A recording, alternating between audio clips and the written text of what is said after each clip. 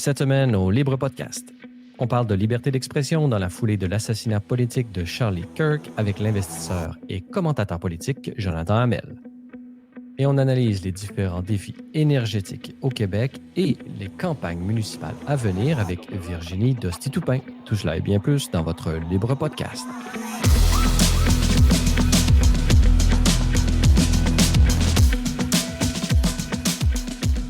Bonjour à tous et à toutes et bienvenue au Libre Podcast, votre balado hebdomadaire entièrement consacré à l'analyse de l'actualité de la semaine Libre Média. Je suis votre animateur Francis Denis en compagnie pour cette première partie de l'investisseur montréalais, commentateur politique et économique, Jonathan Hamel. Jonathan, bonjour. Bonjour. Alors, Jonathan Hamel, il y a beaucoup d'événements qui se sont passés dans l'été depuis la dernière fois qu'on s'est parlé, c'est-à-dire en juin dernier. Donc, peut-être parlez-nous de qu'est-ce qui a attiré votre attention un peu durant l'été d'une manière générale, puis la rentrée, là, comment s'est-elle passée pour vous?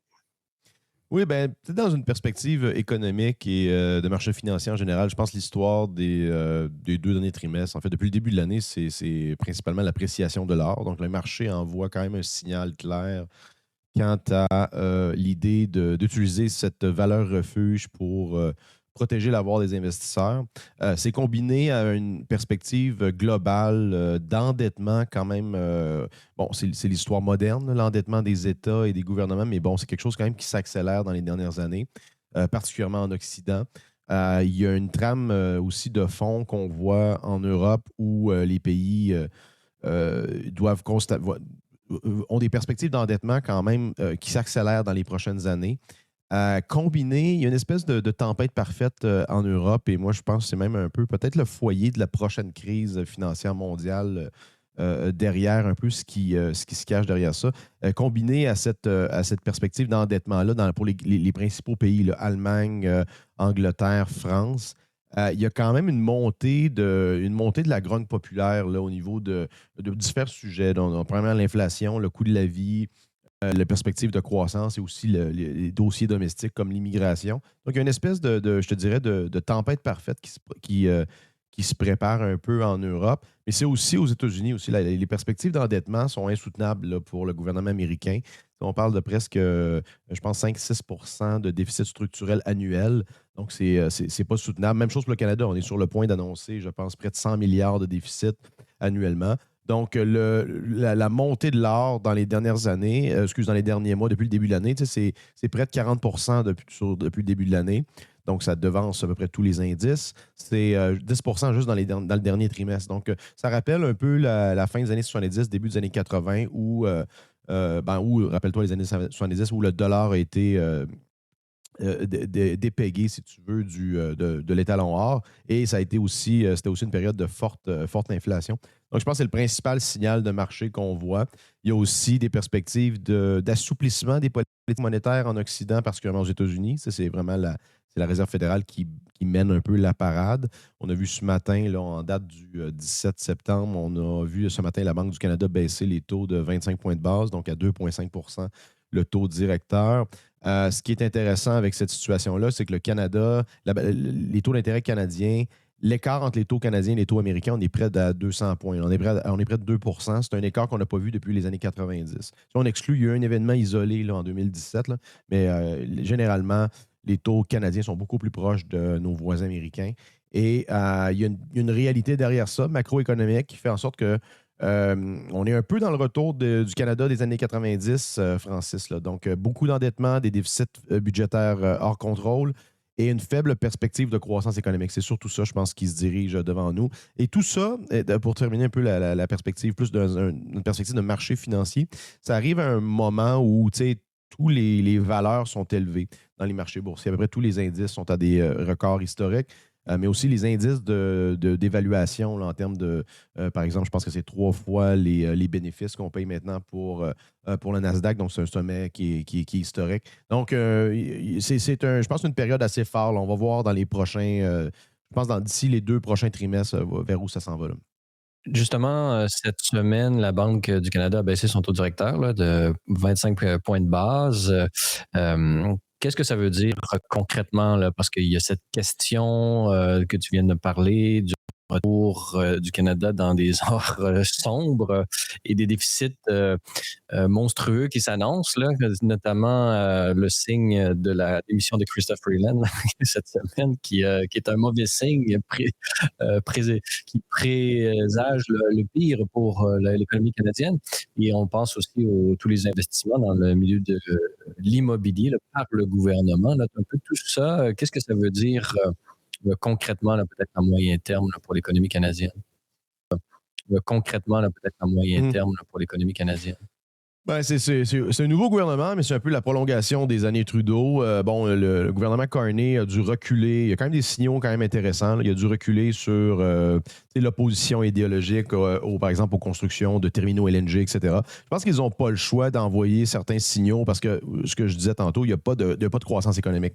Je pense que le Canada est sur le bord de la décote. Je pense que Carney le sait. Et il tente d'envoyer des messages pour ne serait-ce que retarder cet événement-là, parce qu'il y a potentiellement, là, on parle peut-être d'élections anticipées sur le budget, peut-être un calcul électoral que des partis d'opposition font. D'ailleurs, il n'y a pas de budget, là. Il y a un déficit démocratique énorme, un vice de procédure là, dans la politique canadienne où le gouvernement élu, le gouvernement va déposer le budget alors que les 2 tiers de l'année sont passés. Quelque chose qui est inacceptable, là. Des petites compagnies en bourse comme je veux dire, mon groupe gère. On doit déposer des états financiers à à tous les trimestres dans les temps, et c'est vrai pour toutes les compagnies, que ce soit Amazon ou les petites capitalisations. Et le fait qu'il y a juste le gouvernement qui peut contourner ses propres règles. Donc, ça, c'est assez. Est-ce que ça peut avoir un impact, ce retard-là? Est-ce que ça peut avoir un impact sur, par exemple, les investissements étrangers au pays? Disons, le Canada a l'air de moins en moins d'un pays sérieux où on peut faire des affaires d'une manière au moins sous la loi. Là. Ben, il y a quelque chose qu'on appelle, tu sais, le principe, les investisseurs institutionnels dans les bons du Trésor, généralement devraient pénaliser des événements comme ça, parce que c'est un truc un peu de pays émergent, là. C'est un truc de république de bananes, de retarder le budget, c'est des choses un peu arbitraires. Tu sais, le dollar canadien, moi je pense qu'on s'en va, le dollar canadien devrait retourner vers les 69, 68 cents, là. En fait, c'est apprécié dans les derniers mois fortement à cause de la dépréciation du dollar américain. D'ailleurs, c'est la devise qui s'est le moins appréciée de tout le G7, hein. Même le yen japonais fait mieux que nous, donc c'est quand même inquiétant. Le dollar canadien s'est apprécié de même pas 4 je pense, alors que le dollar américain a perdu quand même beaucoup de valeur depuis 1 an. Tout ce que tu as nommé, c'est quand même des perspectives inquiétantes, là. L'intervention accrue du gouvernement dans l'économie, notamment dans l'immobilier, dans l'habitation. Donc, on parle directement de bâtir des projets. Il y a quand même des partenariats avec des villes. On voit comment les administrations municipales quasi communistes, comme par exemple Montréal, sautent sur l'occasion là, de saisir ces fonds fédéraux-là pour développer eux-mêmes des projets. Donc ça, c'est une bombe à retardement. C'est tous des projets qui vont échouer, ils vont échouer dans le temps. Mais la perspective est quand même très, très... On a vu, le départ de Mme Freeland, c'est quand même un signal, là. C'est que d'un point de vue, elle veut pas être là lorsque le budget va être déposé, parce que c'est quand même son héritage. Et ça veut dire aussi, parce que Mme Freeland, même si elle s'est présentée à la chefferie contre, elle est quand même proche de M. Carney, là. C'est des gens qui sont relativement proches. Donc, elle sait qu'il n'y aura peut-être pas de perspective de réélection à court ou moyen terme. Donc, c'est quand même un signal que je pense qu'il n'y a pas trop d'avenir. D'ailleurs, les sondages semblent favorables pour les conservateurs, avec un retour maintenant au gouvernement selon les derniers sondages, là. Mais c'est très inquiétant de voir l'état actuel du Canada. Donc, pas de perspective de croissance, des perspectives d'inflation stable à haussière. Donc, on tombe dans une potentielle stagflation, qui est probablement la pire situation économique pour un pays. Et alors qu'on est peut-être même déjà en récession ici au Canada, là, à l'heure où on se parle.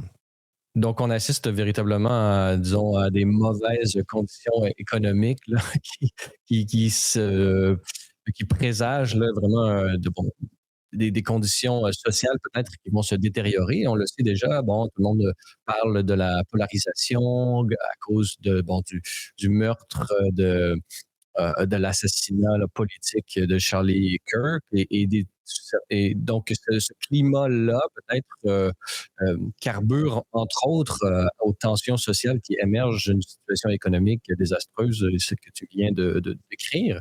Jonathan Hamel a parlé un peu là, dans des presque à une semaine là, de cet assassinat politique là, qui a choqué le monde entier. Quel est ton regard sur le traitement médiatique là, qui a été fait, là, notamment au Québec? Ben, au Québec, je pense qu'on est on fait bande à part, là. C'est vraiment, il y a un consensus clair à étiqueter tous les intervenants conservateurs comme des gens d'extrême droite. Et il y a eu beaucoup d'interventions, ben, tu sais, surtout sur les médias sociaux personnels de certains, beaucoup d'artistes, beaucoup d'intervenants médiatiques qui ont, pour ne pas dire célébrer cet événement-là. C'est le traditionnel, les messages, tu sais, le gabarit de messages est à peu près toujours le même. Dit, on ne peut pas célébrer, je ne veux pas encourager un assassinat, mais, donc c'est quand même, c'est pas mal toujours ça que c'est un peu l'équivalent progressiste de je ne suis pas raciste, mais. Donc, c'est quand même inquiétant comme message. On a étiqueté cette personne-là, Charlie Kirk, comme une espèce de coucou radical qui disait à peu près n'importe quoi, alors que quand on écoute réellement son discours, c'est quelqu'un qui, oui, avait des positions tranchées sur notamment le rôle des États-Unis dans le monde. Il y a aussi, tu sais, c'est quelqu'un qui défendait, à la base, c'est un ardent défenseur de la Constitution américaine et des valeurs, tu sais, promues par les pères fondateurs. Donc, qui est en totale contradiction avec des concepts économiques, pardon, des concepts politiques comme le fascisme et le totalitarisme.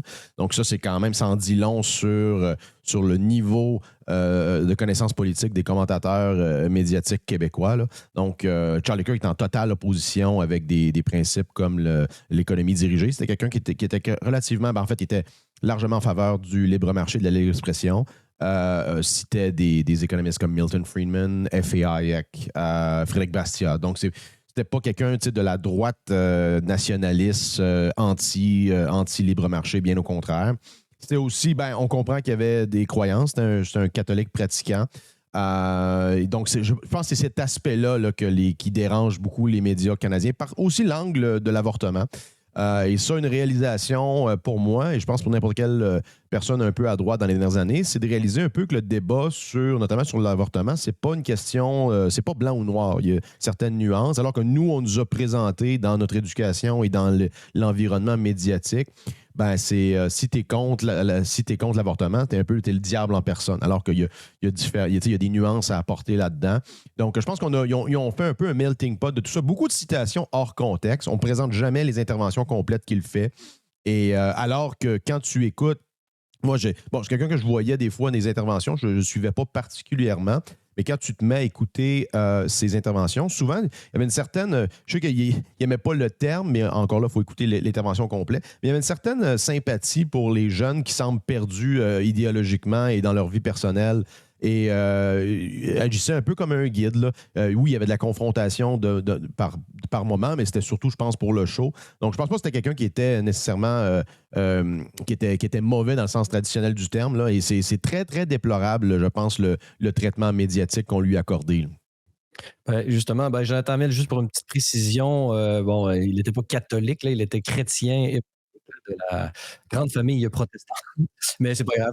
Disons, les chrétiens sont de plus en plus unis, là, et ils ont des combats entre guillemets communs de plus en plus, donc c'est donc facile de les confondre entre les deux. Mais justement, oui, allez-y, allez-y. Oui, oui, oui, exactement. Oui, oui, oui. Non, ben, on a des différentes, disons, images qui montrent, Charlie Kirk dans une église catholique en train de prier, tout ça. Donc, il y a des gens qui disaient: «Bon, ils vont peut-être, changer de dénomination, se convertir, et cetera, et cetera». Mais, bon, ça s'est jamais fait, là, malheureusement, ou, parce qu'à cause des événements, là, qui se sont produits, la semaine dernière. Mais pour en revenir à la liberté d'expression, ce que j'aimerais avoir, bon, votre opinion, on parle souvent, bon, à gauche et disons la gauche autoritaire et l'État souvent, et les politiciens eux-mêmes au Québec et au Canada ont souvent parlé des différents discours haineux, de oui, le discours haineux n'est pas une violence physique, mais elle peut être mal interprétée et éventuellement, disons, susciter l'attention des éléments les plus néfastes de la société et finalement créer de la violence. Donc, c'est un peu dans le discours de haine au sens élargi, non pas seulement l'appel au disons, au meurtre ou à la violation de l'intégrité physique d'une personne directement. Cet élargissement du discours de haine était surtout dans le discours, on pourrait dire, de l'étatisme des politiciens de gauche. Mais aujourd'hui, on le voit, donc la haine, on l'a vu s'exprimer justement par ce même parti contre Charlie Kirk, notamment au Québec cette semaine. Comment est-ce qu'on doit emboîter le pas, selon vous, dans cette même direction, c'est-à-dire, par exemple, considérer l'utilisation non justifiée du terme extrême droite ou nazi ou fasciste comme étant, lui, un appel à la haine, puisqu'on l'a vu avec Charlie Kirk, cela a eu des conséquences vraiment navrantes. Oui, mais il y a clairement il y a eu une escalade dans les dernières années. Il y avait une espèce de consensus. Là. Si vous regardez les médias américains, il y a des montages où on parle justement à chaque fois que le président américain est aussi souvent comparé à Hitler, là, ce qui est totalement déraisonnable. Donc, tous les gens qui étaient de près ou de loin associés à l'administration, comme Charlie Kirk, c'était quand même, il faut le rappeler, c'est un groupe, c'est un groupe politique, c'est un groupe d'organisations politiques jeunes sur les campus qui est parti de rien. Et beaucoup lui accordent une très grande part du succès de l'élection de 2024 avec le vote des jeunes. Donc, Charlie Kirk a eu quand même un impact là, disproportionné au niveau culturel politique dans le nouveau parti républicain de M. Trump. Mais pour revenir à l'histoire du hate speech, ben moi, j'ai une position quand même assez claire là-dessus. Le discours haineux, c'est pas quelque chose qui existe. Là. Il y a l'incitation claire à la violence qui est déjà codifiée dans la loi occidentale en général. Mais le discours haineux, bien qu'on reconnaît que la gauche radicale, sous toutes ses formes, l'a utilisé de manière disproportionnée dans les dernières années là, pour faire des comparaisons avec l'extrême droite, alors que c'est très clair que la plupart des intervenants n'ont rien à voir avec le régime nazi, qui était un régime de gauche, en passant, c'était des socialistes. Par contre, on voit là des dérapages un peu aussi du côté des républicains, où il y a une espèce d'appel à la réglementation du discours de la haine, de hate speech. Pam Bondi a dit ça. Trump a dit ça aussi. Donc, moi, je suis en total désaccord avec la réglementation sur le discours. Je pense qu'au contraire, c'est le moment de montrer nos vrais principes. Moi, on a vu quand même des dérapages importants au Québec. Il y a un animateur qui a été suspendu. Moi, je ne veux pas que ces gens-là soient suspendus ou qu'ils perdent leurs emplois. Au contraire, ces gens-là ont été exposés. Et la punition, c'est un peu ça. Ce qui manque, et ce qu'on voit plus, par exemple, aux États-Unis et, par exemple, en Europe, c'est qu'il n'y a pas de débat sur nos plateaux, sur nos tribunes médiatiques. Il y a une espèce de faux consensus qui est en total contraste avec la population en général. Moi, je pense qu'on voit c'est une illusion. Et c'est surtout ça qui fait mal, à mon avis. Mais c'est dans un contexte de médias qui sont en train, qui naviguent, qui sont sur assistance artificielle. Là. C'est une question, je pense. On vit le dernier cycle politique avec les médias de masse, avec un impact comme ils ont maintenant. Donc, il y a beaucoup de choses qui arrivent en même temps, mais c'est important. Si vous êtes pour la libre expression, c'est dans des moments comme ça que vous voulez la maintenir, là, justement.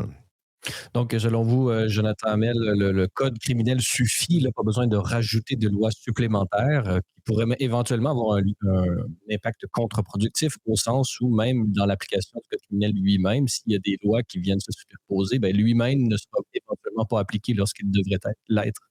Ben absolument. Je pense que la base là-dedans, c'est pour toutes les lois, c'est de il peut être intéressant, il peut être attrayant pour des législateurs idéologiques d'appliquer des nouvelles lois pour frapper son ennemi, mais il faut aussi garder derrière la tête le fait qu'eux vont peut-être retourner au pouvoir éventuellement, ils vont utiliser ces lois contre vous. Donc, je pense qu'il faut utiliser faut utiliser la réglementation avec parcimonie et faire ça dans une perspective pour que ça scale à long terme.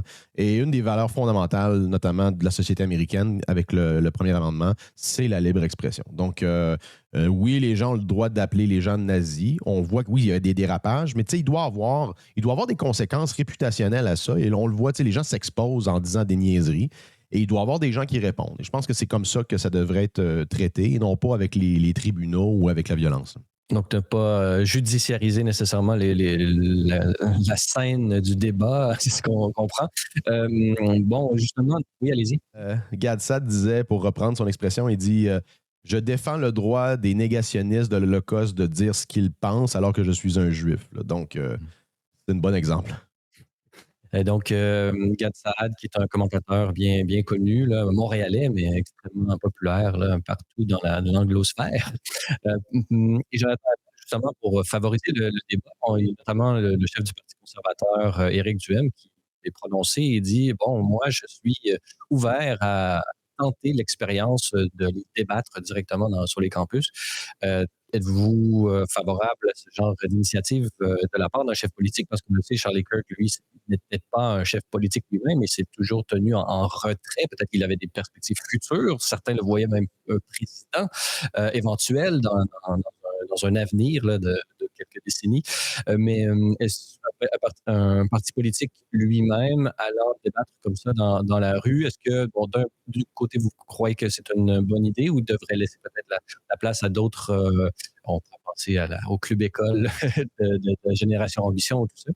Et deuxièmement, est-ce que justement, c'est pas, disons, ouvrir un peu trop la porte de la dimension du politique, au sens strict du terme, dans les universités, alors qu'elle devrait être un petit peu protégée, entre guillemets, là, de la partisanerie?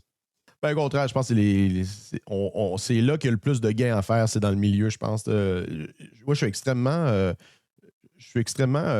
enthousiaste quant aux perspectives de gains chez les 25 ans et moins. On le voit déjà qu'il y a un virage vers les conservateurs. C'est la première fois au Canada que les 25 ans et moins votent conservateurs. Ils ont remporté le vote étudiant. Là. Tu te rappelles l'espèce d'élection simulée dans les écoles secondaires lors de donc les conservateurs auraient gagné. Il y a quand même un signal intéressant là-dedans. Éric Duhem aussi a quand même été victime de censure dans les dernières années. Là, on l'avait, je pense, refusé d'accès dans un débat au collège, dans une élection générale. C'est quand même spécial. Donc, il y a des précédents quand même intéressants. Donc, je pense que l'humoriste Martin Petit disait qu'un événement comme Charlie Kirk, ça ne pourrait pas arriver au Canada, pas à cause qu'on n'a pas le port d'armes, le droit à l'accès aux armes, parce qu'il aurait tout simplement, son accès au campus aurait tout simplement été refusé. Donc, je pense qu'il faut s'attaquer à ça. Éric Duhem est un bon débatteur. C'est quelqu'un qui, je pense qu'il comprend le combat culturel derrière ça. Il doit y avoir, ça ne doit pas être isolé, il doit y avoir aussi, il doit y avoir des mouvements plus organiques et de la société civile qui se forment en dehors de ça. Tu sais, Turning Point, c'était un exemple de ça. Et il y a des clubs républicains sur les écoles, sur les campus. Ici au Canada et particulièrement au Québec, moi je répète souvent que la société civile n'existe pas. Là. Il y a juste les syndicats, les grandes corporations et les médias. Il n'y a pas d'autres associations libres. Tu sais, les chambres de commerce, c'est rendu des perroquets des politiques du régime. Il n'y a plus vraiment de contrepoids face, par exemple, au discours dominant là, dans les médias. Donc, non, il faut ramener la politique au débat. Le Canada français, historiquement, on a été des gens de débat. Si tu regardes l'âge d'or de la politique au Québec et au Canada, peut-être au tournant du 20e siècle, il y avait quand même des rallyes importants, il y avait des débats entre les principaux protagonistes. Donc, on a perdu ça dans les dernières années. La modernité a tué le débat en quelque sorte, particulièrement parce qu'on étiquette là, les intervenants politiques de part et d'autre. Et je pense que nous, on a tout à gagner, là, les conservateurs, les gens de droite, ont tout à gagner à ce qu'il y ait plus de débats. D'ailleurs, c'est pas anodin que nos opposants veulent autant censurer et canceller les gens. C'est parce qu'ils ne peuvent pas gagner dans une bataille libre des idées. Donc, n'importe quelle façon où on peut les exposer et les débattre, comme par exemple l'initiative de M. Duhem et le Parti conservateur, moi, je pense que c'est bienvenu. Là. Et vous, vous-même, est-ce que seriez-vous prêt? Je vous lance une perche, là, mais est-ce que ce serait quelque chose qui pourrait vous intéresser, vous, Jonathan Hamel, d'aller dans une université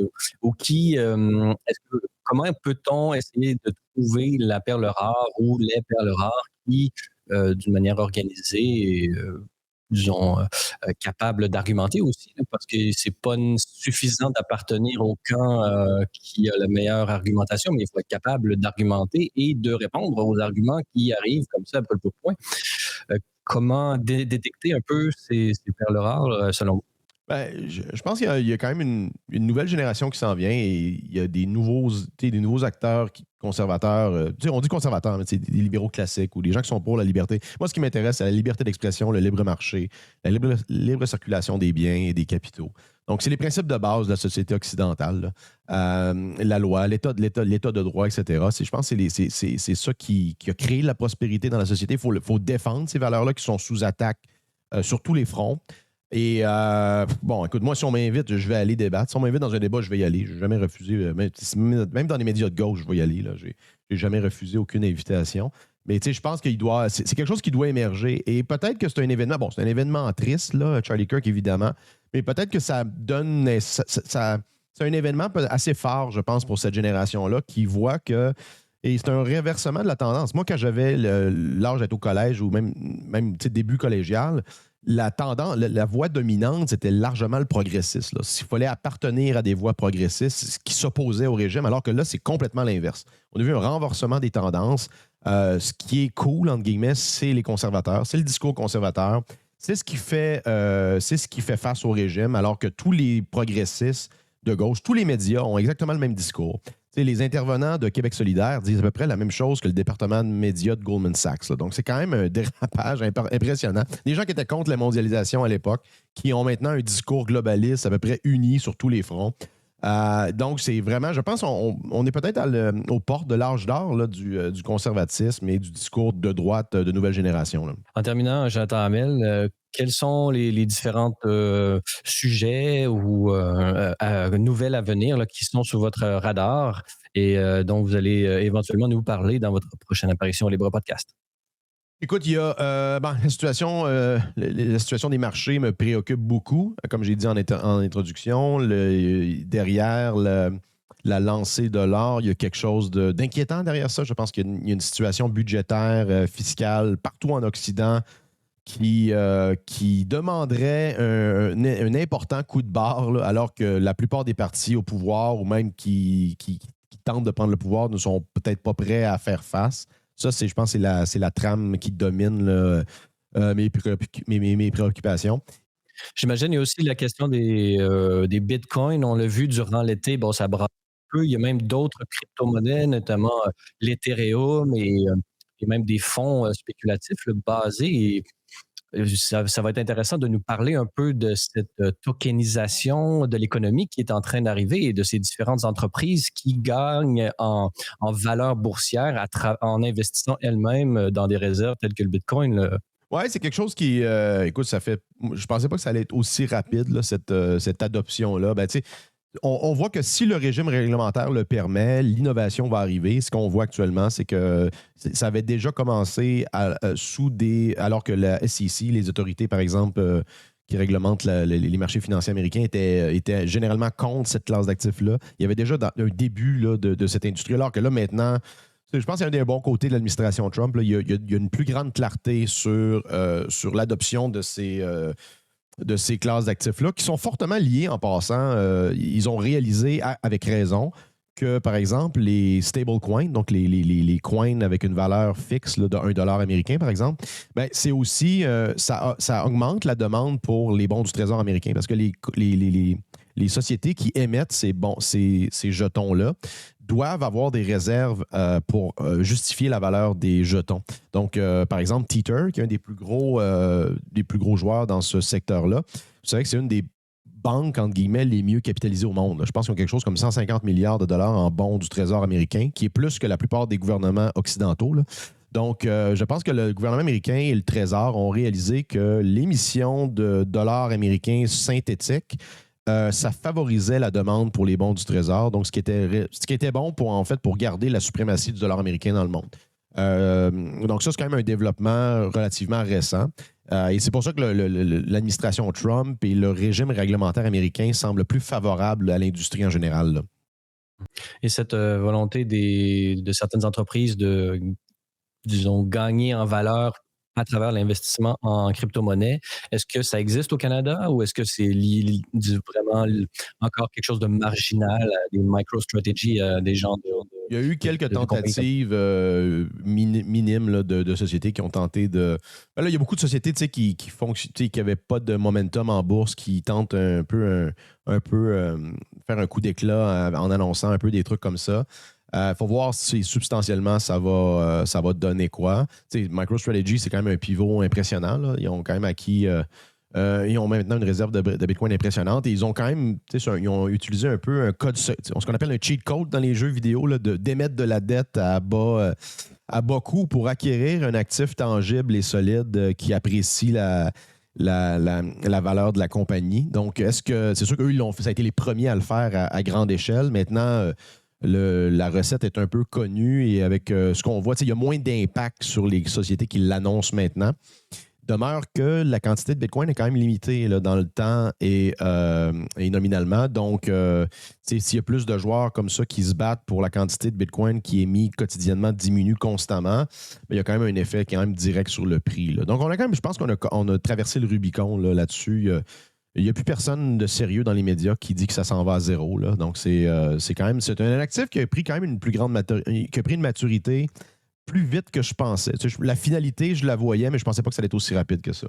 Donc, ça va être l'univers des crypto-monnaies. Ça va être quelque chose qui va être sous votre radar et ça va être intéressant de vous en parler durant toute l'année, Jonathan Hamel, puisque éventuellement, beaucoup de nouvelles vont être liées à la fluctuation de ces actifs. Alors, Jonathan Hamel, pour cette première participation et au plaisir de vous reparler au courant de l'année. Un plaisir, merci.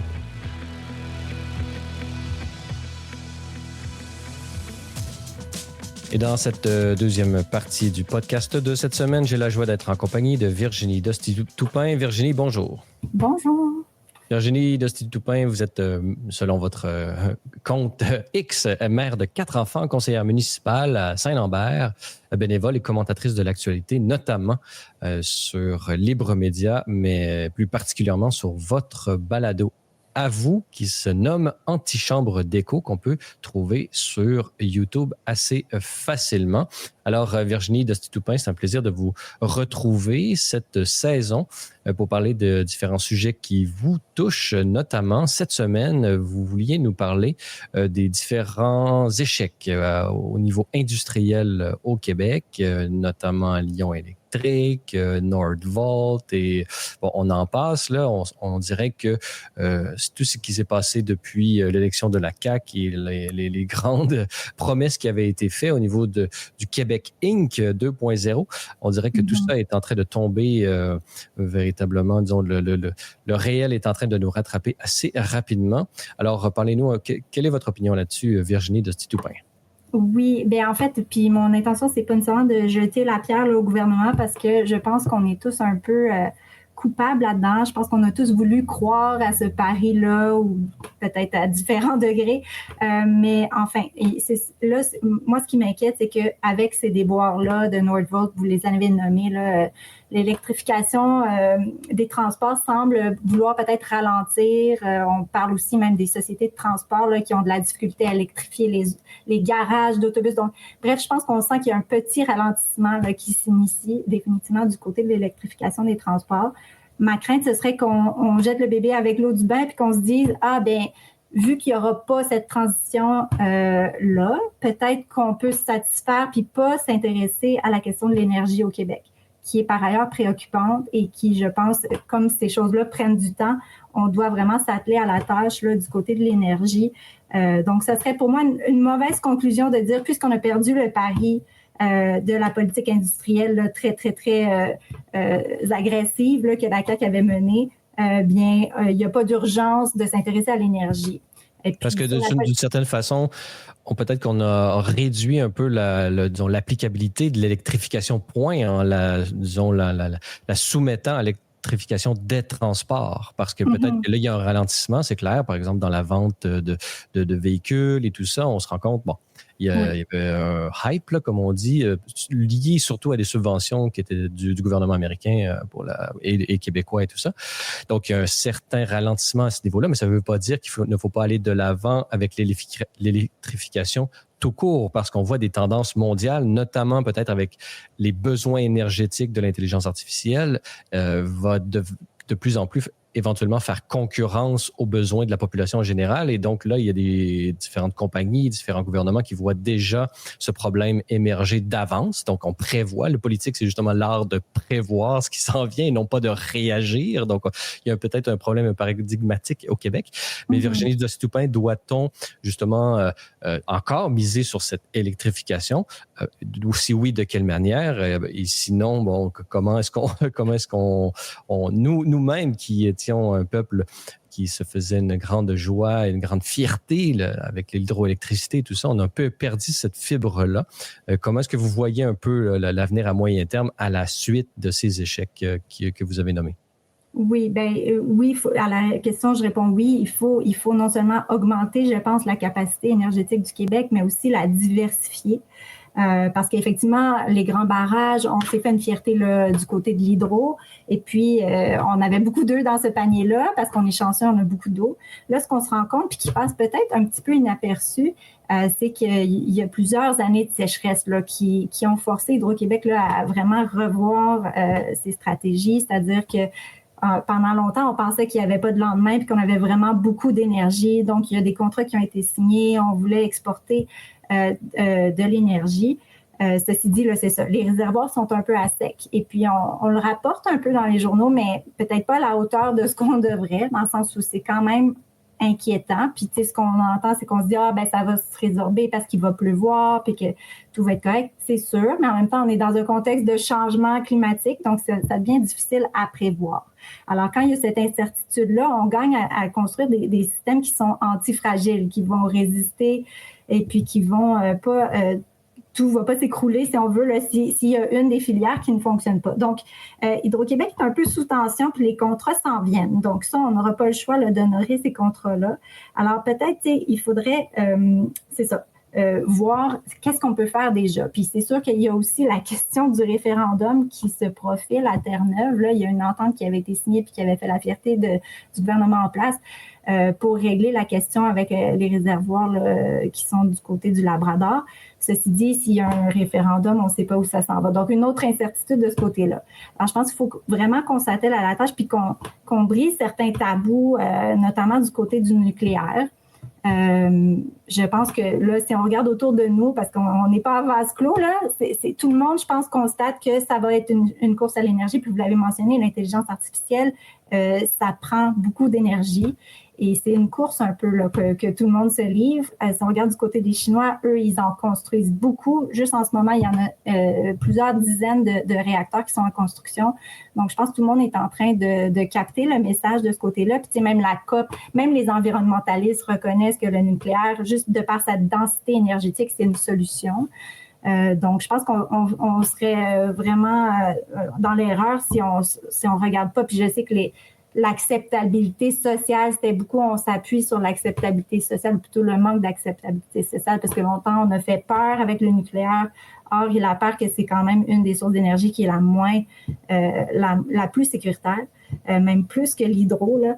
Donc, quand on compile les accidents, les morts et tout. Alors, je pense qu'on n'aura pas le choix de se tourner de ce côté-là. Puis, on a la chance d'avoir Gentilly 2 qui est encore sur notre territoire. Puis, le gouvernement a fait des études à savoir si cette centrale pouvait être redémarrée. Et c'est le cas. Donc, je pense qu'on serait fou de s'en passer, ou du moins, à tout le moins, juste de regarder cette possibilité-là. Et même de regarder les nouvelles possibilités qui s'ouvrent avec les petits réacteurs nucléaires. Puis même toutes les autres filières énergétiques, je pense qu'on a des ressources qu'on exploite peu ou pas.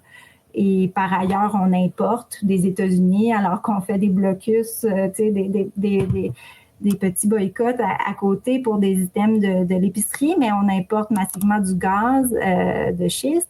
Donc, massivement, pas massivement, mais on importe notre gaz de schiste des États-Unis alors qu'on en a chez nous. Il y a des questions, je pense, à se poser. Puis je crois aussi que l'opinion publique a progressé sur différents de ces sujets-là. Donc, puis en plus, si on en parle plus, les peurs parfois se dissipent. Donc, je pense que c'est le temps de parler d'énergie tous ensemble.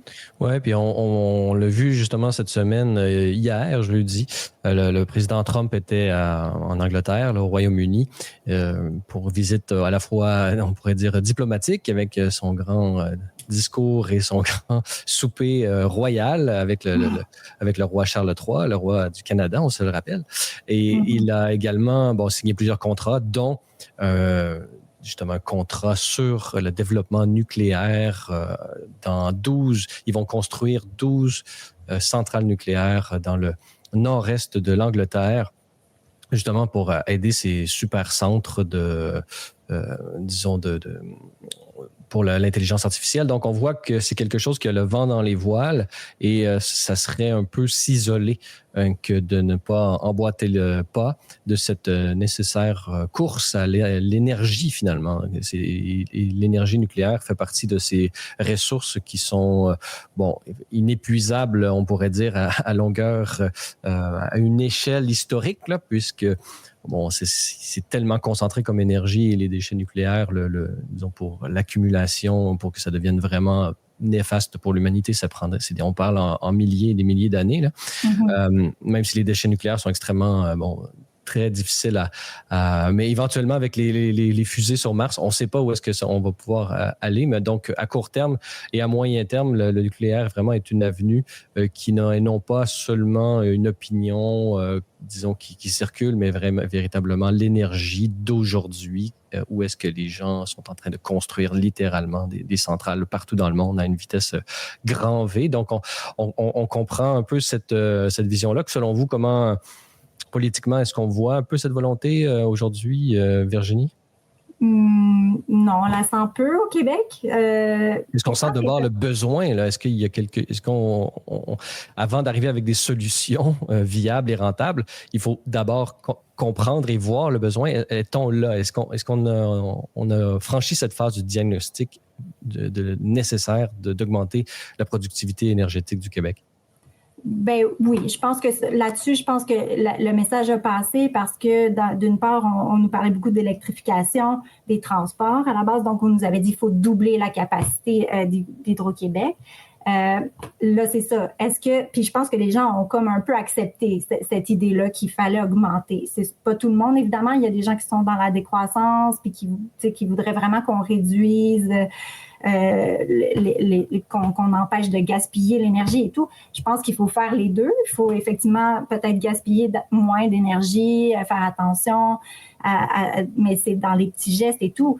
N'empêche que je crois que tout le monde commence à comprendre autour de nous. Puis si on n'embarque pas un petit peu dans le train, on va manquer le mouvement, mais il faut comprendre qu'on a besoin d'énergie pour tout. L'énergie, c'est comme un peu la base de la puissance, c'est la base sur laquelle on construit, puis qui finance nos programmes sociaux. Donc, je pense que si on veut continuer d'avoir des bonnes conditions, parce qu'on ne se leurra pas, au Québec quand même, la révolution tranquille, toutes les bonnes nouvelles viennent aussi avec le développement de nos barrages, puis de la capacité énergétique du Québec qui nous a permis de garder l'énergie très basse, donc peut-être de taxer davantage aussi les citoyens ailleurs, mais si les coûts d'énergie augmentent, ben là, les gens vont être très, très, très serrés. Là.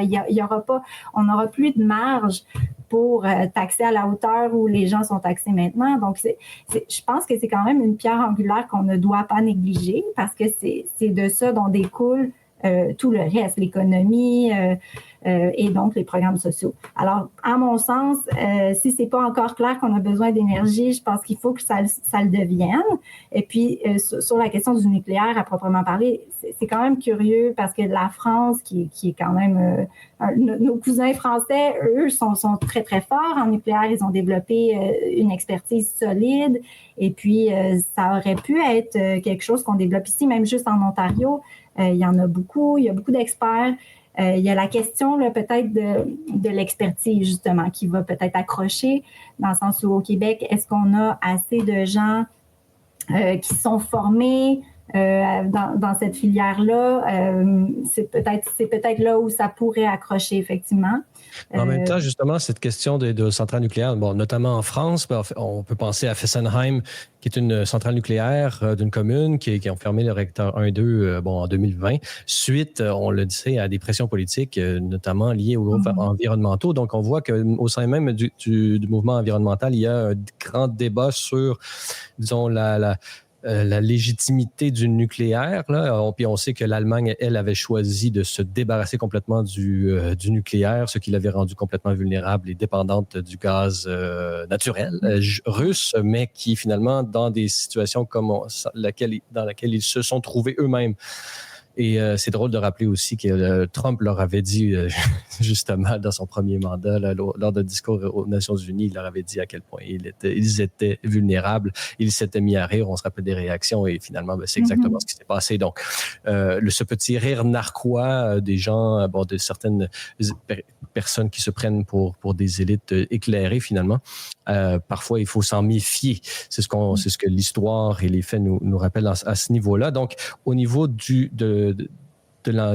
on pourrait dire des grandes têtes pensantes du mouvement environnemental, je ne sais pas si vous avez suivi le débat, mais est-ce que c'est en train de pencher plutôt vers justement le développement tel que le font le Royaume-Uni en ce moment, ou disons la dénucléarisation telle qu'elle elle s'est passée plutôt en Allemagne, oui. selon vous? Bien, moi, je suis le débat. C'est sûr que quand Trump dit quelque chose, il y a des gens qui ont tendance à penser d'emblée que c'est pas une bonne idée. Trump aime le coke, donc le coke, c'est pas bon. Mais nonobstant ça, je pense que, tu sais, même à la COP, la dernière COP, c'était très clair que sans le nucléaire, là, ça ne fonctionnerait pas. Donc, une grande frange des environnementalistes eux-mêmes le reconnaissent. Puis, il faut dire aussi qu'on n'a pas mentionné, mais c'est la stabilité aussi du nucléaire là, qui compte, parce que c'est vraiment bien l'éolien, le solaire, ça fait partie de l'équation. Ceci dit, ce n'est pas stable. Donc, quand on gère de l'énergie au niveau d'une province là, ou d'une nation, il faut gérer en fonction de la capacité du pic énergétique demandé. Donc, par exemple, l'heure la plus froide au souper en janvier. Okay? C'est ça qu'on vise comme capacité énergétique. Alors, parmi ce mix-là, il y a beaucoup d'énergie qui n'est pas stable, ça peut poser des problèmes. Donc, c'est sûr que ça fait partie de l'équation. Par exemple, le solaire, Hydro-Québec a annoncé qu'il y aurait des subventions pour mettre des panneaux solaires chez les individus, là, ou même dans des municipalités et tout. Alors, c'est sûr que ça, c'est bien. C'est des belles initiatives. Puis, ça va permettre aussi de peut-être résister davantage là, face aux pannes qui se font peut-être un petit peu plus nombreuses. Donc, je pense que les gens vont vouloir trouver des alternatives pour avoir de l'énergie, même quand on n'en aura pas, ce qui va peut-être être appelé à survenir de façon un petit peu plus fréquente. Quoique Hydro-Québec s'attaque à ce problème-là, là, mais on verra où ça nous mène. Mais ceci dit, c'est ça, c'est que le nucléaire nous permet d'augmenter la capacité énergétique stable, un peu comme l'hydro, parce qu'on contrôle les turbines et tout, on contrôle le débit, ce qu'on ne fait pas avec l'éolien et le solaire. Donc, puis c'est pour ça que ça prend vraiment un mix énergétique qui est complet. Et c'est ça. Donc, je pense qu'on ne peut pas se passer du nucléaire là, dans l'équation. Est-ce que tout le monde est rendu à cette conclusion-là? Je ne pense pas. Mais plus on en parle, puis plus... mais merci d'ailleurs à Libre Média de me donner l'occasion d'en parler, parce que on n'en entend pas beaucoup parler dans les médias traditionnels du nucléaire. Pourtant, c'est ça, dans plein d'autres nations, ça fait les manchettes. Là. Je pense que tout le monde en parle de plus en plus. D'ailleurs, on a vu ce qui est arrivé en Espagne avec la panne majeure là, qui était probablement en partie attribuable à des fréquences différentes parce qu'il y avait beaucoup d'influx d'énergie éolienne. Enfin, c'est pas élucidé complètement, mais il y avait des points d'interrogation là, au niveau du transport de l'énergie. Donc, c'est ça. Je pense que c'est vraiment une grande question dont on devrait parler davantage. Mm-hmm. Si je me souviens bien, je pense qu'en Espagne, il y avait aussi la piste de la cyberattaque nationale d'une puissance étrangère. Là. C'est sûr que c'est toujours, même si ça s'avère vrai, ça vaut pas nécessairement la peine d'en faire la publicité. Bon, c'est un dossier on laisse les Espagnols suivre ce dossier. Par contre, pour nous, de notre côté, on peut penser que même au niveau municipal, ces questions d'énergie vont se poser avec de plus en plus d'acuité. Et c'est le deuxième sujet dont vous vouliez nous parler, Virginie Dosti-Toupin. Bon, les élections municipales s'en viennent. Bon, pour ce qui est de Montréal, pour ne citer que celle-là. Valérie Plante a décidé de ne pas se représenter. Donc, il y a un nouveau maire ou une nouvelle mairesse qui s'en vient de ce côté-là. Mais bon, il ne faut pas non plus être montréalo-centriste et il y a des élections un peu partout. Et donc, vous êtes conseillère municipale à Saint-Lambert, non loin de Montréal, sur la Rive-Sud. Parlez-nous un peu, là, quels sont les enjeux? Est-ce qu'il y a des tendances globales? Où est-ce que ça s'en va un peu tout ça? Oui, bien, là, peut-être on peut parler tout de suite de Montréal. Je pense que Montréal, il y a une course qui soulève peu les passions, mais qui pourtant est très importante dans le sens où, on l'a vu, là, il y a une question budgétaire là, qui va être très, très, très pressante parce que du côté des tours à bureaux, le centre-ville, là, il y a eu des grandes pertes de valeur immobilière assez drastiques. Donc, tout ça se reflète là, sur le compte de taxes. Alors, c'est sûr, ça fait des baisses pour la ville. Puis, par ailleurs, on voit aussi les prévisions de baisse démographique à venir là, pour la métropole. Donc, on verra, là, ça demeure de la spéculation et des prévisions. Mais tout ça mis ensemble fait en sorte que ça va s'annoncer difficile de boucler le budget, je pense, pour notre métropole là, dans les prochaines années. Alors, c'est vraiment une course que les gens devraient suivre. Puis ça m'amène à mon constat de départ, c'est que je pense que ça suscite peu d'intérêt partout dans la province, les élections municipales en ce moment, alors que ça devrait intéresser tout le monde. C'est des choses qui, puis pour avoir été là depuis presque 4 ans, c'est des sujets, des enjeux qui nous touchent de près et puis qu'on aurait intérêt à suivre d'un peu plus près. Alors, ça commence par la participation, évidemment, électorale, là, qui ne Parce que, cesse de juste pour vous baisser. arrêter 2 petites secondes, Virginie de Stoupin, on parle justement, vous avez mentionné la baisse de la valeur de certains bureaux là, du centre-ville de Montréal. On parle d'une baisse de presque 10% dans certains cas, là, donc c'est énorme. Oui. Donc, justement, manque à gagner. Quelles sont les différentes solutions là, à court terme? On sait que les villes ne peuvent pas être déficitaires, mais on sait aussi qu'il y a une nouvelle tendance, c'est celle du provincial et peut-être même du fédéral là, par d'autres moyens, à éponger un peu ces différents déficits. Donc, et on peut additionner à cela les augmentations des dépenses à plusieurs niveaux, notamment l'itinérance qui fait les manchettes et tout ça. Comment est-ce qu'on peut, à court terme, solutionner un problème déficitaire dans une ville? Est-ce que c'est l'augmentation des taxes résidentielles est la seule voie? Vous l'avez dit, les villes ne peuvent pas faire de déficit. Donc, il n'y a pas 36 000 solutions. C'est soit le budget reste le même et des deuxièmes comptes de taxes peuvent être envoyés là, surnuméraires. Donc, mais c'est certainement pas ça que les élus visent, là. Mais donc, c'est de deux choses l'une. Soit on baisse les services ou on diminue les dépenses, mais il faut que le budget soit bouclé. Donc, il n'y a pas de solution miracle. C'est sûr que les villes parlent de... Est-ce que ça s'est déjà vu, juste pour vous interrompre, là, j'essaie de faire un peu d'innovation. Est-ce que ça s'est déjà vu des villes investisseurs au sens où qui débloquaient des fonds spéciaux pour investir, pour pouvoir vivre des rendements? Il y a des pays qui... pour rentrer dans un autre univers encore, il y aurait l'investissement normal, mais il y aurait aussi peut-être la crypto-monnaie. Maintenant, il y a même des entreprises qui font des réserves en crypto-monnaie pour pouvoir bénéficier leur valeur. Est-ce que c'est possible pour une ville d'ouvrir un compte crypto et finalement accompagner le train ou la fusée qui s'envole? C'est drôle parce qu'on a commencé cette entrevue en parlant de Paris et puis je suis pas sûre que les villes sont par nature assez prudentes, donc je suis pas sûre que ça serait leur envie d'aller là, de faire des paris et tout. L'exemple qui me vient en tête peut-être au Québec là, qui est le plus probant, là, qui s'approche de ça un peu, c'est peut-être la ville de Varennes qui a vendu des terrains, qui a fait un peu pas de la spéculation, mais je veux dire qui a profité quand même de sa situation pour améliorer sa situation budgétaire. Mais je dirais que c'est pas la plupart des villes qui veulent jouer dans des choses... Ça prendrait une petite ville. Ça prendrait une petite ville qui gagnerait finalement et les autres pourraient suivre.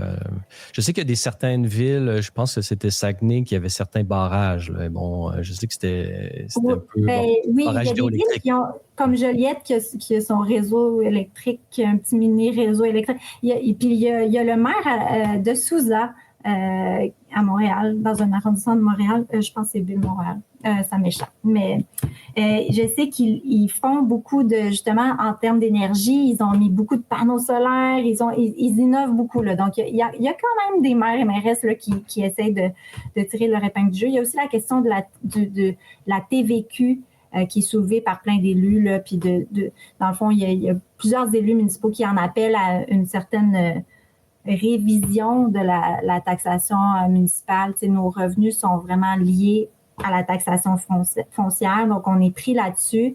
Mais il y en a plusieurs, là, des appels à revoir justement le partage peut-être du point de TVQ. Donc, si une ville est plus attire des compagnies, attire de l'activité économique, mais qu'elle en bénéficie d'une certaine façon. Donc, ça pourrait être une façon de dynamiser un peu la scène municipale.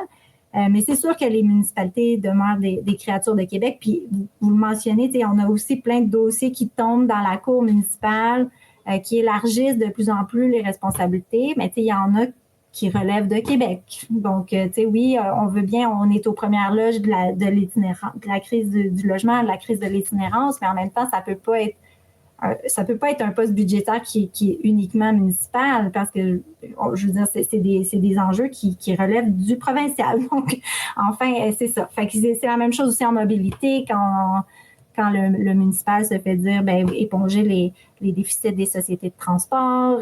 C'est des problèmes qui sont complexes puis qui tombent en plusieurs chaises. Alors, je pense qu'il faut se parler. Ça prend de la bonne entente aussi avec Québec, puis dans le respect de la capacité de payer des citoyens aussi, là, qui devrait toujours être présente en tête de tout le monde. Il y a plein d'autres enjeux aussi, l'adaptation. Il y a de la place pour la créativité là, au niveau de l'augmentation des revenus. On peut penser aussi, beaucoup de nos auditeurs pourraient être en train de dire, oui, mais il faut aussi réduire les dépenses. Donc, il y a un peu les deux côtés peuvent nous aider, tout en stimulant la croissance, puisque ça fait partie des règles humaines que de croître, à la fois comme personne, comme société. Mais Virginie Dosti-Toupin, peut-être pour remettre ça dans l'actualité avec les élections, là, vous avez vu ces différents enjeux? Avez-vous des exemples où est-ce que justement ils se sont manifestés? Quels enjeux? Par exemple, à Québec, à Montréal, ces enjeux d'augmentation des coûts, et de volonté de croître, tout en essayant d'être le plus fiscalement. Là, pour l'instant, les campagnes, c'est ça, les campagnes sont pas encore vraiment commencées. Je trouve que pour l'instant, on est beaucoup dans des débats peut-être à d'autres niveaux. Tu sais, on a entendu beaucoup parler de mobilité, les pistes cyclables, les voitures et tout. Mais je pense que si on reste pris sur ces débats-là, on élude des questions qui sont vraiment plus essentielles à côté. Donc, je pense que j'inviterais tout le monde à sortir un peu des petits débats parce que là, il y a des grandes questions là, au niveau financier. Donc, peut-être à parler davantage de ça. C'est sûr que la course à Québec, je l'ai peut-être moins suivie. De ce que je comprends, c'est qu'il y a le maire Marchand, puis peut-être plusieurs candidats qui se mettent en opposition au maire Marchand, mais qui vont diviser le vote. Donc, j'ai l'impression que peut-être ça va être une élection peut-être un peu plus facile de ce côté-là. À Montréal, c'est dommage. C'est comme si on dirait que c'est pas tous les candidats qui sont couverts, parce qu'il y en a 5, mais on en voit souvent juste 2 ou 3. Donc, il y a peut-être aussi la question de la couverture des élections municipales. Souvent, il n'y a pas de débat. Dans plusieurs villes, il n'y a pas de débat. En fait, il y a des statistiques qui sont quand même aussi préoccupantes, comme le fait qu'en 2021, il y a 541 maires qui ont été élus par acclamation sur 1102 municipalités. Donc, ça c'est des gens qui sont élus de facto, parce qu'il n'y a pas d'opposition. Alors, tu sais, le déficit de participation démocratique, il n'est pas juste aux urnes, là, il est aussi dans la représentation. Puis là, je suis peut-être un petit peu mal placée, parce que moi, je ne sollicite pas de deuxième mandat, mais enfin, c'est ce qu'on constate. Là. Je pense que ce qu'on va voir à cette élection, c'est peut-être malheureusement une baisse encore de la participation. On était à 38 %. On va peut-être être encore plus bas. Et puis, peut-être même une baisse de nombre de candidats et une hausse des candidats qui seront élus par acclamation. Je le souhaite pas. Honnêtement, j'espère ne pas avoir raison, mais c'est ce que les gens semblent anticiper pour les élections. Puis, tu sais, ce qui est dommage, c'est qu'il y a une étude du DGEQ qui a montré que sur la participation, les facteurs qui influençaient la participation aux élections, les anglophones et les allophones votent vraiment davantage que les francophones aux élections municipales. Donc, puis c'était un peu la même chose avec les élections scolaires où on avait des taux vraiment, vraiment bas de participation, là. Et c'est pourquoi, dans le fond, c'est demeuré chez les anglophones, hein, les commissions scolaires à proprement parler. Et c'est pour ça qu'on a fait, dans le fond, des structures non élues là, chez les francophones, remplacées avec c'est sûr, il reste des élus au conseil d'établissement, mais bref, c'est des centres de services. Donc, si on veut pas perdre ce palier-là, je pense qu'il faut vraiment qu'on se réveille collectivement de s'intéresser plus, de s'engager, même si c'est pas parfait. J'ai des critiques à formuler sur le milieu municipal. Il y en a plein à formuler, mais il y a aussi quelque chose à apprendre là. Et je pense que tout le monde gagnerait à s'y intéresser davantage. Et j'aurais une autre proposition au sens que je soumets à votre sagesse et votre expérience.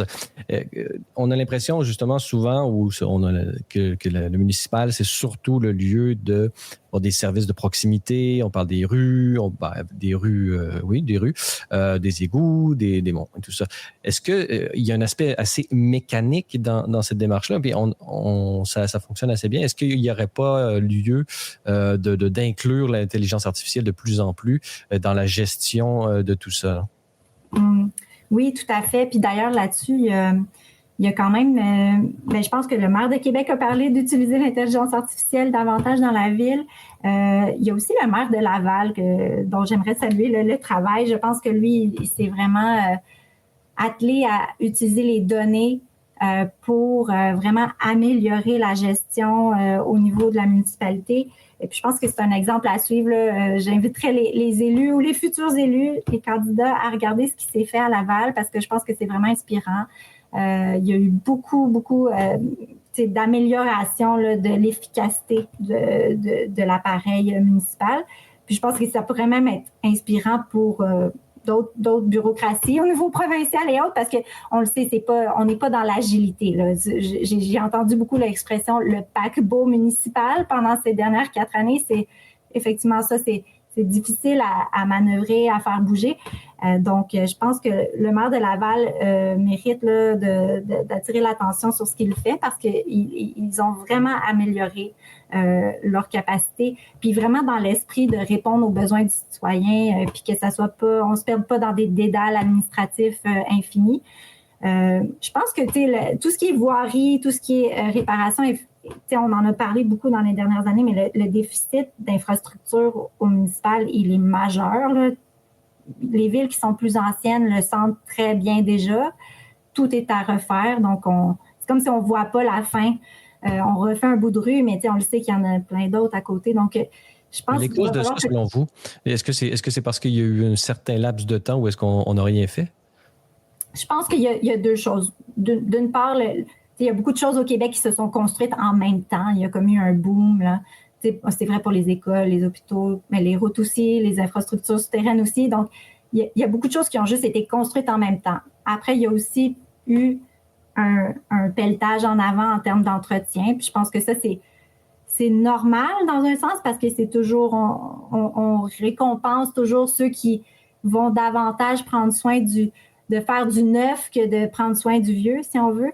Et puis là-dessus, il y a la mairesse de Longueuil, Catherine Fournier, qui se représente là, et qui fait campagne justement en disant aux gens, je vous promets que je ne ferai pas de nouvelles piscines, je vais entretenir celles qui sont là et qui font pitié. Même si c'est sûr que quand on promet une nouvelle piscine, il y a des gens qui vont voter pour nous parce qu'ils en veulent une, puis ils veulent la belle chose qu'une autre ville à côté va se payer. Parce que ça, c'est une réalité aussi qu'on connaît moins, mais il y a des villes riches, puis il y a des villes qui en arrachent. Puis c'est pas nécessairement en fonction de la richesse des gens qui habitent dans ces villes-là. Par exemple, Saint-Lambert est une ville pauvre, alors qu'elle a des citoyens qui sont quand même assez aisés. On a des situations financières qui vont avec l'état de nos infrastructures, si on veut. Donc, puis je salue le courage de Mme Fournier. J'espère que les gens vont être réceptifs à ce message-là parce qu'on a besoin de se le dire qu'il faut, c'est un peu comme la réforme qu'on a fait dans les condos où les gens n'investissaient jamais. Puis là, à un moment, ils recevaient une facture de 50 000 $ à payer pour réparer tel truc.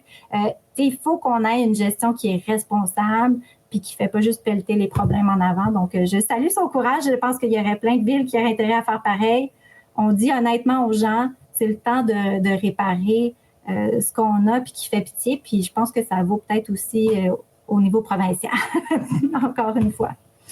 Et pour discuter et suivre un peu cette question des élections municipales 2025, nous aurons l'occasion de vous reparler, Virginie Dostie-Toupin, dans un autre podcast, vraisemblablement le mois prochain.